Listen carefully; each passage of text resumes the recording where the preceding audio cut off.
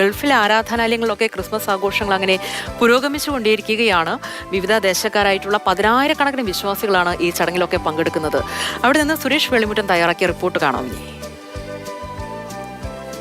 വൈകുന്നേരം 6 മണിയോടുകൂടിയാണ് ആരാധനാലയങ്ങളിലൊക്കെ ചടങ്ങുകൾ ആരംഭിച്ചത്. അതിനുശേഷം അത് ഏതാണ്ട് 10 മണി വരെയൊക്കെ തുടരുന്നുമുണ്ട്. 6 മണിക്ക് പ്രത്യേക ശുശ്രൂഷകളൊക്കെ ആരംഭിക്കുന്നു. തീജ്വാല ശുശ്രൂഷകളിലൊക്കെ 10,000-കണക്കിന് ആളുകളാണ് പങ്കെടുത്തത്, പല ദേവാലയങ്ങളിലുമായി. അതോടൊപ്പം ഇത് ദുബായിലെ ഉദുമേത്ത സെന്റ് തോമസ് ഓർത്തഡോക്സ് കത്തീഡ്രലാണ്. അവിടെ അജു എബ്രഹാം വികാരി, അദ്ദേഹമാണ് ചടങ്ങുകൾക്കൊക്കെ നേതൃത്വം നൽകുന്നത്. ഇപ്പോഴും പ്രാർത്ഥനാ ചടങ്ങുകളൊക്കെ പുരോഗമിക്കുന്നുണ്ട്.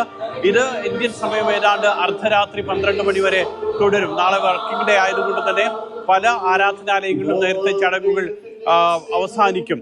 ദുബായ്, അതോടൊപ്പം തന്നെ അബുദാബി റാസൽ ഖൈമ, എല്ലായിടത്തും ഇതുപോലെ ഷാർജയിൽ അടക്കമുള്ള എല്ലാ ആരാധനാലയങ്ങളിലും വൈകുന്നേരത്തോടു കൂടി ചടങ്ങുകൾ ആരംഭിച്ചു.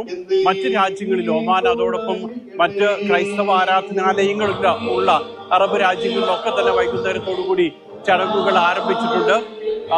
ജീവിതം തന്നെ ഒരു ഉയർപ്പിന്റെ ദിവസമാണെങ്കിലും ജീവിതം പുതിയൊരു ഉയർപ്പിലേക്ക് കൊണ്ടുപോകുക, ഇതുവരെ അനുഭവിച്ച സങ്കടങ്ങളെല്ലാം തന്നെ അത് തീജ്വാല ശുശ്രൂഷയിലൂടെ സമർപ്പിക്കുക, അതിനുശേഷം പുതിയൊരു ജീവിതം, പുതിയൊരു സന്ദേശം, അതാണ് ക്രിസ്മസ് സ്റ്റാവ് എല്ലാവർക്കും സമ്മാനിക്കുന്നത്.